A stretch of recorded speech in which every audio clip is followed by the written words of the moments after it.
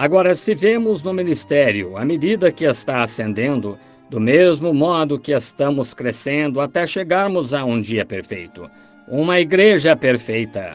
E agora, falando esta manhã sobre o pensamento da igreja crescer, veja, formando-se como uma semente na terra. E essa semente, quando é plantada, cresce de glória em glória. E torna-se, após algum tempo, uma florescência, e então volta à semente. É como a semente original que foi plantada, e assim tem sido a igreja. A era da igreja começou nestes últimos dias. Após a Idade Média, ela começou com Martinho Lutero, na Reforma, pregando justificação pela fé. Depois do seu tempo e de organizarem a igreja, ela morreu. Então, nisso veio Zwinglio, depois de Lutero. E Zwinglio nem mesmo cria no nascimento virginal. Ele foi para a Suíça. Eles ainda não creem na doutrina de Zwinglio, não creem que Jesus nasceu de virgem. Diziam que ele era filho de José, chamado o Filho de Deus. Mas isso tira todo o esteio de baixo, a fundação inteira do cristianismo. Ele foi nascido de virgem, ou foi apenas um homem como você ou eu. Ele foi o Filho de Deus. Então, depois disso, veio Calvino e assim sucessivamente. Finalmente, a igreja ficou em tal condição ali, que teve de ter outra reforma.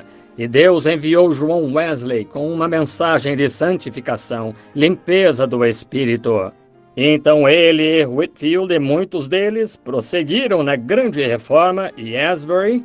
Eles vieram aos Estados Unidos e aquele grande reavivamento salvou a Inglaterra e o mundo naquele tempo. O que eles fizeram? Depois que aqueles fundadores morreram, eles começaram a se organizar baseados na doutrina deles e, de repente, formaram uma organização. Então nós tivemos outros que saíram dali, tais como Alexandre Campbell, João Smith e a Igreja Batista e assim por diante. E então os nazarenos, peregrinos da santidade e outros vieram.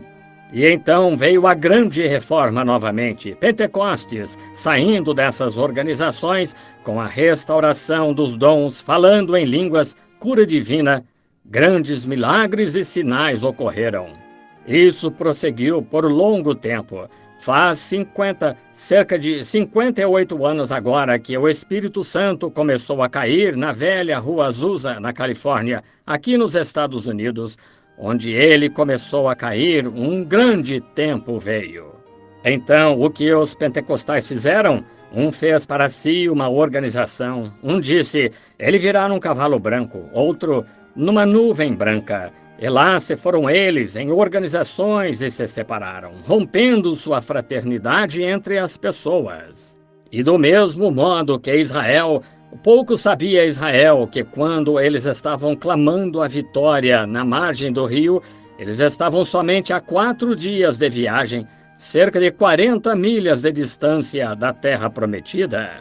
Eles não se deram conta de que estavam há 40 anos, demoraria para eles. Mas que foi que aconteceu? A graça lhes tinha provido um profeta, uma coluna de fogo, um cordeiro sacrificado, uma libertação. E ainda assim, eles quiseram uma lei. Eles quiseram algo em que pudessem ter algo a fazer. Quiseram pôr as mãos nisso. Aquele foi o engano mais irrefletido que já cometeram. Em Êxodo 19, quando Israel rejeitou a graça e aceitou a lei. E então, o que eles fizeram? Ele simplesmente deixou-os bem ali no deserto por 40 anos. Eles plantaram vinhas e comeram fruto e se casaram e criaram filhos até que aquela velha geração morreu e outra geração veio.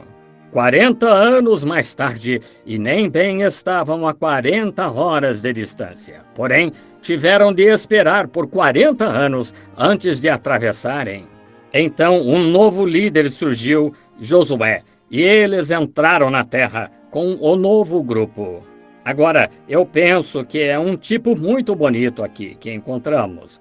Há muito tempo, quando nossos antepassados no Pentecostes, eles se levantaram, tiveram o velho concílio geral, dali formaram as Assembleias de Deus, Daquilo veio a Igreja Pentecostal unida, então unida, e assim por diante, até que formaram organização após organização, discutindo e contendendo.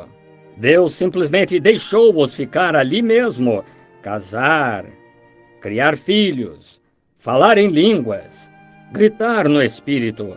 Mas agora surgiu um novo grupo. Eles estavam a apenas alguns dias da Terra Prometida. Todas estas bênçãos que eles tiveram foram ótimas, mas lembre-se, a terra toda pertencia a eles. Agora, nós estamos para entrar na Terra Prometida.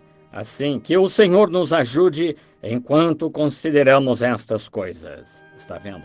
Do mesmo modo que a pirâmide. Você notou como a pirâmide foi feita? Agora, não uma doutrina de pirâmide, apenas uma pirâmide. Olhe na sua nota de $1. O selo dos Estados Unidos é essa águia. Bem, por que ele diz ali na pirâmide o grande selo? Porque isso seria maior aqui que os Estados Unidos e o selo dos Estados Unidos, o grande selo, o olho observando. E a pedra de coroa que vai sobre a pirâmide foi rejeitada. Ela nunca esteve na pirâmide. Não está até este dia. A pedra de Scone, afirmam. Todavia, ela nunca foi posta em cima, a pedra de coroa. Por quê? Quando Enoque e os demais, nos dias primitivos, construíram as pirâmides no Egito, nós verificamos, e ali eles sabiam que a pedra de esquina, a pedra de coroa, seria rejeitada. Essa pirâmide é tão perfeitamente unida que não precisam de argamassa. Foi tão mecanicamente lavrada que uma pedra se encaixa na outra tão firmemente que nem se consegue pôr uma lâmina de barbear entre elas. Agora, simplesmente continuou se empilhando e agora está toda alisada no topo, pronta para a pedra de coroa quando ela vier. É assim que Deus trouxe a sua igreja de justificação, santificação, batismo do Espírito Santo e agora o ministério do Espírito, que é o que vivifica a palavra. Esse ministério na igreja terá de ser exatamente como o dele. Exatamente assim, quando minha sombra aqui da minha mão, se nunca tivesse visto minha mão, visse a sombra, é um tanto... ela vai perdendo a definição à medida que se afasta. Mas à medida que fica mais e mais próxima, o negativo e o positivo estão se unindo, até que ambos se tornam a mesma coisa. E é exatamente aí quando a igreja e a palavra têm de ser um. Como Jesus e Deus eram um, exatamente. Deus estava em Cristo reconciliando o mundo consigo mesmo. E assim terá Cristo de estar na igreja, a ungida da palavra, para cumprir tudo. E essa é a pedra de coroa que vem sobre a última era da igreja, agora não a de Laodiceia. Está chamando a sair disso uma noiva para fora de uma igreja para fora de uma igreja, falando de outra maneira, exatamente como ele chamou uma nação de uma nação no Egito. E agora nós estamos vivendo nesse dia e estamos agradecidos por estas grandes coisas que temos visto.